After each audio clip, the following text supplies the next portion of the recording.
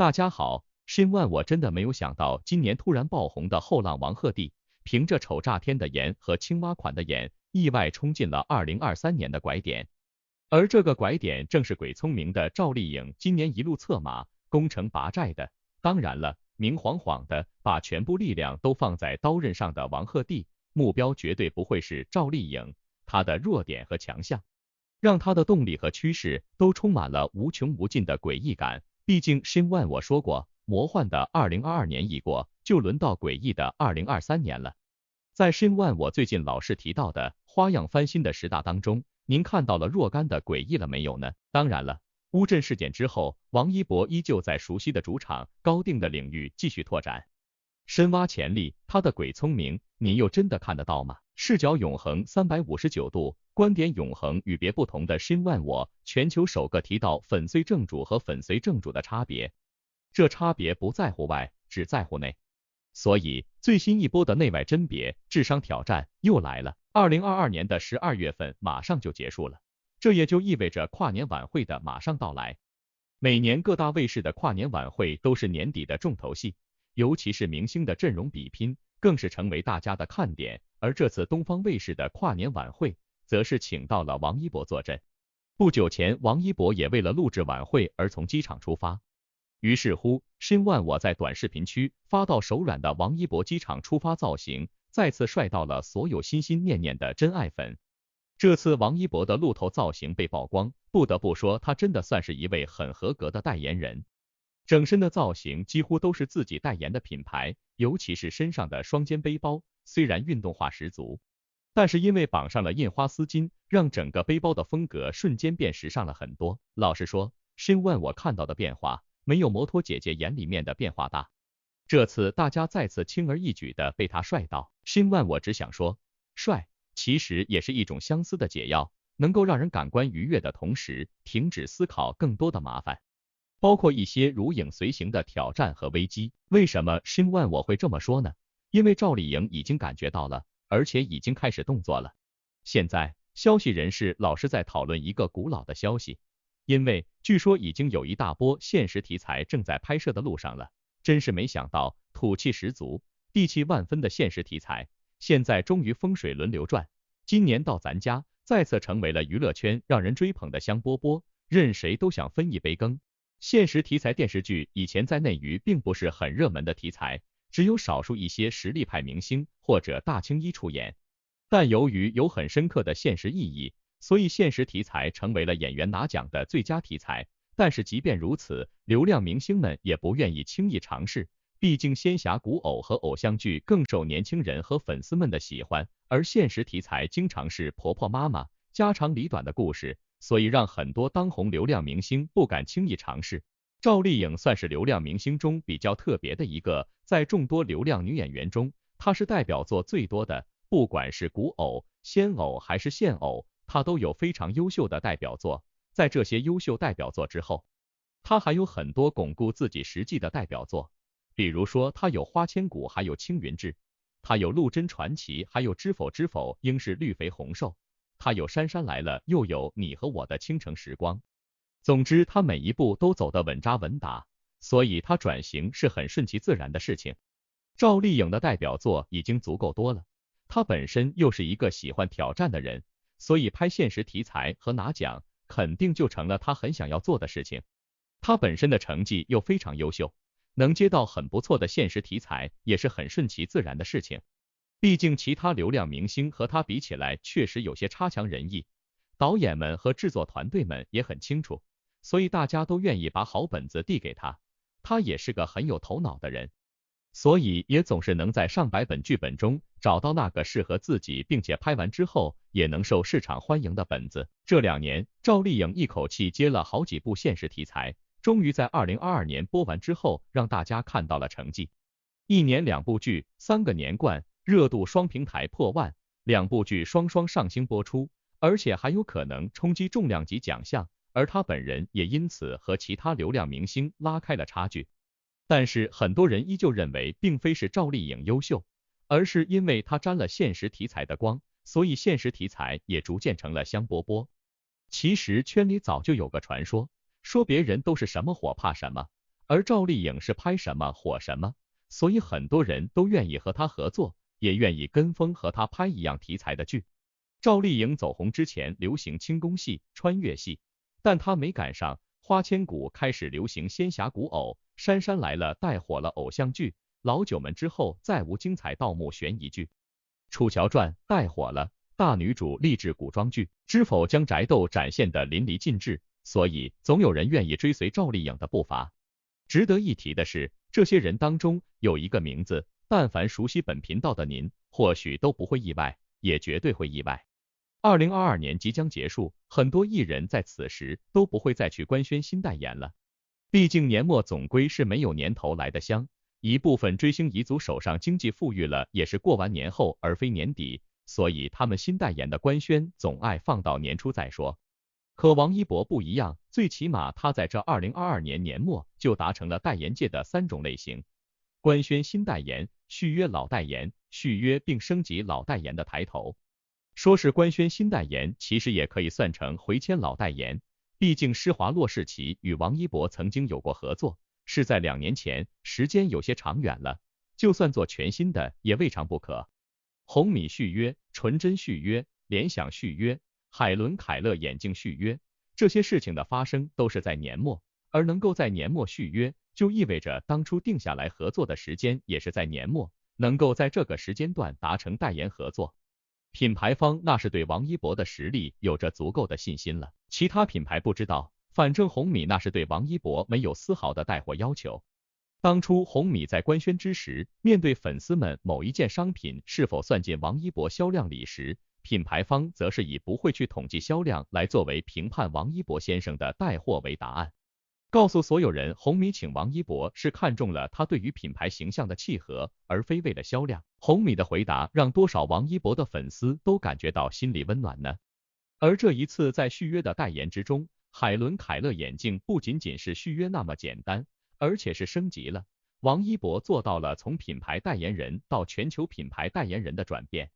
在各行各业大环境都不咋景气的情况下，王一博能够让这些品牌再度以一个高价格再度续约，就已经是对王一博商业价值的肯定了。要知道，品牌方与艺人在合作之时，初次签订合约的金额其实并不多，但如果是续约，则需要花费更多的金钱。在年末之时，王一博能够有3个代言续约，一个代言回签新官宣，一个代言续约加升级抬头，这不得不佩服王一博的商业价值之高了。很多时候，黑粉总爱拿王一博2022年官宣的新代言数量没有以往多，来证明王一博的商业价值相比较以往大打折扣，以此来证明他们口中的王一博已经糊了的谬论。只不过，王一博在商业价值也不是用1、2个代言来证明的，官宣千百个新代言，都不如留住1、2个旧代言，只有合作过，才知道这个代言人可以为自己这个品牌创造多少的营收。如果王一博没有办法为品牌带来足够的效益，那么在商言商，品牌方也不会白白花费那么多的代言费请他来继续代言，那么这续约也就没有必要进行了。都到了2022年的年末大关，王一博还能有如此多品牌代言的变动，不是签下新的代言，就是不断续约旧的代言，还能从代言人升级成全球代言人，真的无愧他小金猪的名号，毕竟只有足够的能力，才能赢得如此多品牌方的心。所以呢，王一博的主场，王一博一定是全力以赴的，您说对不？这就像王炸姐姐偶尔也会回马古偶打扫战场一样，主场说白了，同样都是汗水、泪水和多年辛劳浇筑换来的，您说对不？所以，当赵丽颖在2022年的年底成功开创出了一个新的局面，奠定出了一个时代正剧的里程碑，大量的后浪都看到了，也留意到了。所以，最近热闹的娱乐圈开了很多现实题材的剧本，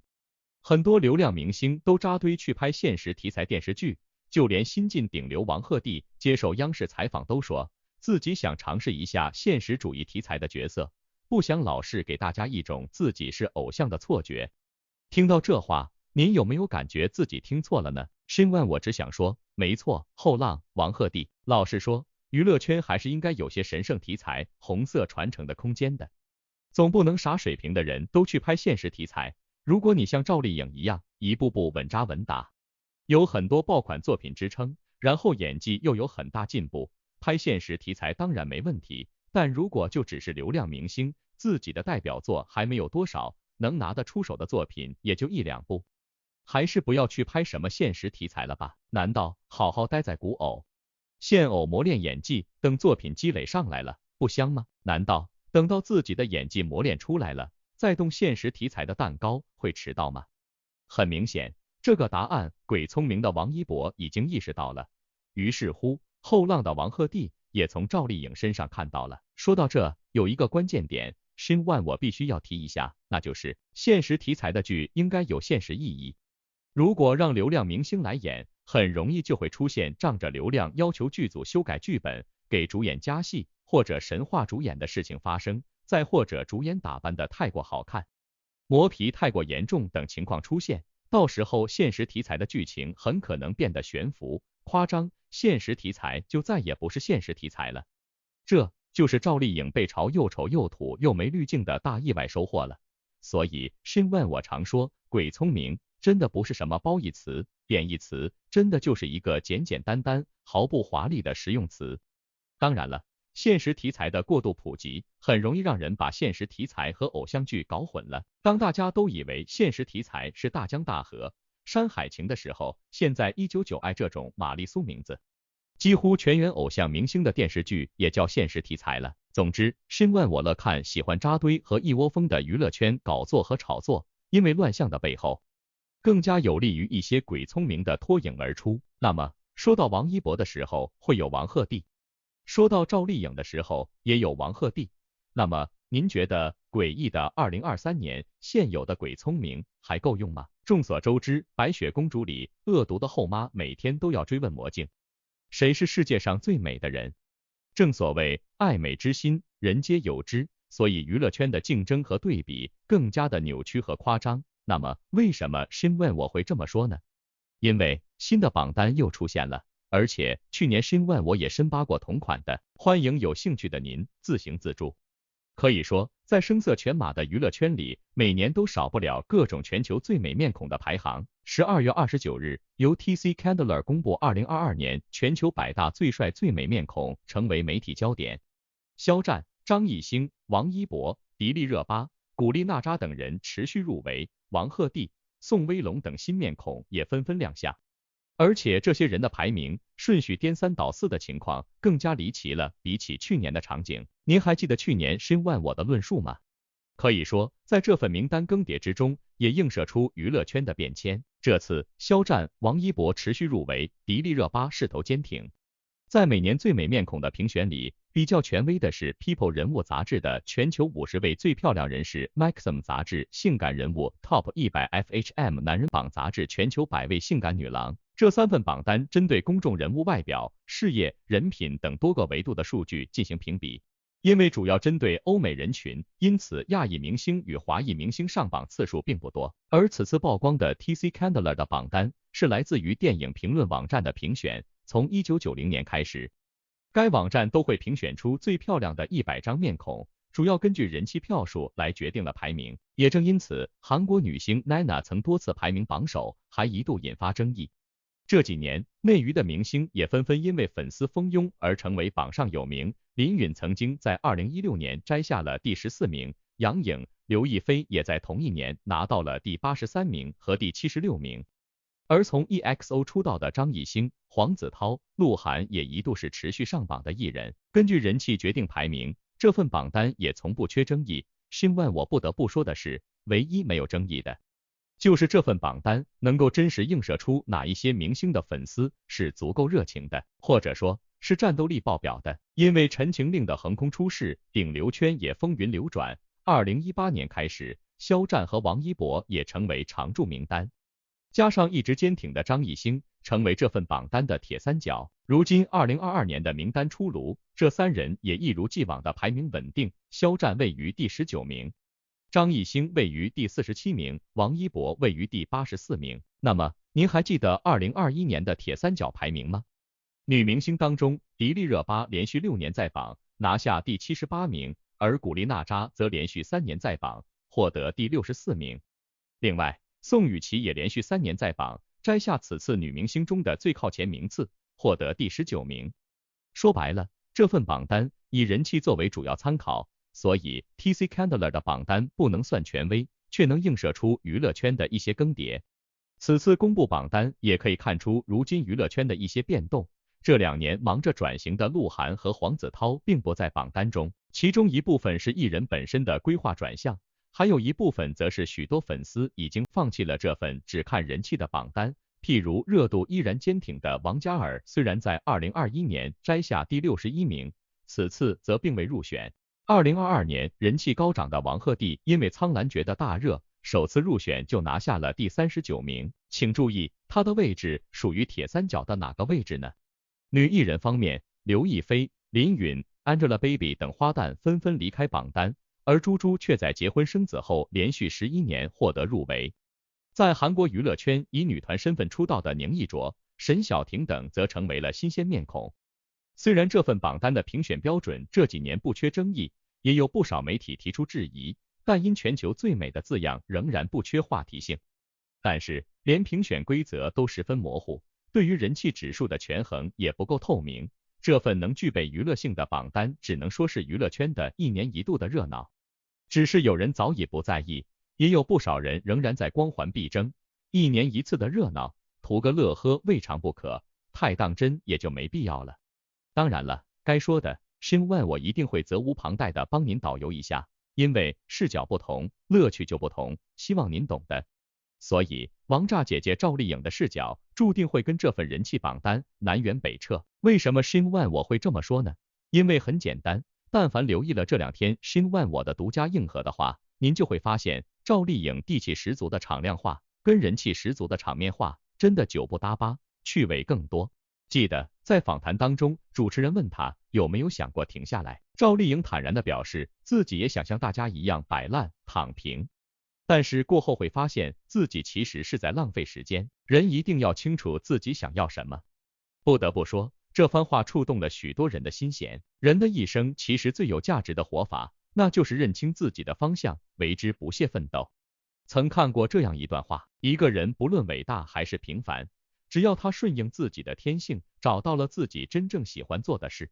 并且一心把自己喜欢做的事做得尽善尽美，他在这世界上就有了牢不可破的家园。于是，他不但会有足够的勇气去承受外界的压力，而且会有足够的清醒来面对形形色色的机会的诱惑。我们当然没有理由怀疑，这样的一个人必能获得生活的充实和心灵的宁静。于是乎，纵观一些优秀人士，无不是找准了自己的位置，然后付之持之以恒的努力，才发光发热。最近有一档春节档电影《满江红》在做预告，在预告片中，最值得期待的莫过于在里边拥有毁容般演技的易烊千玺。易烊千玺这几年来很低调，从来都是用作品悄悄惊艳所有人，无论是人品还是演技都获得观众和前辈们的认可。其实他的成就从他之前的一些节目表现中就早有端倪。记得在央视一档选秀节目上，有位学员就问担任导师的易烊千玺是怎么找到自己的位置的。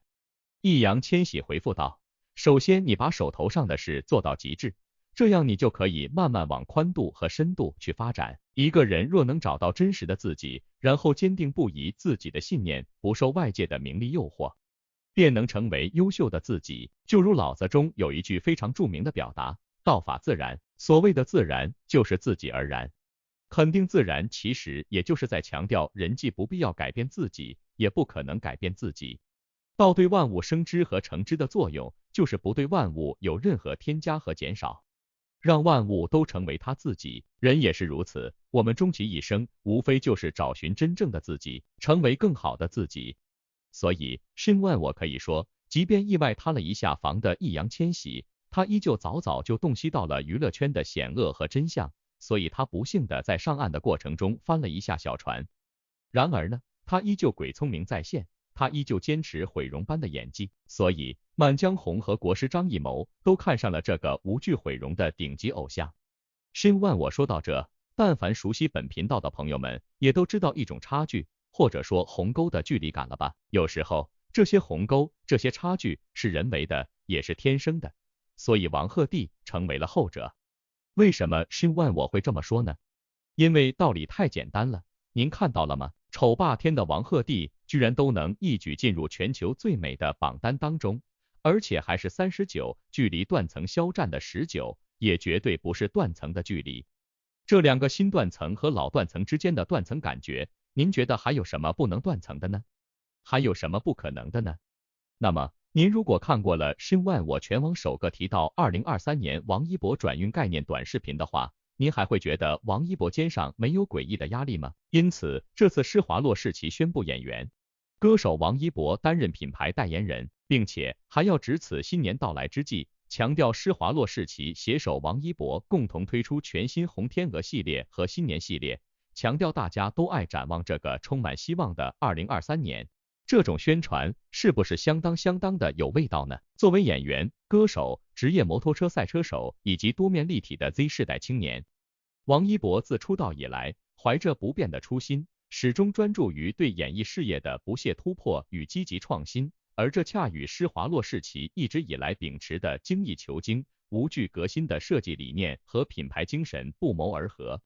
因此，在2023中国新年系列中，施华洛世奇根据全新愿景与灵感重新演绎并构建了红天鹅这一标志性的产品，全新推出的 Iconic Swan 系列由此而生。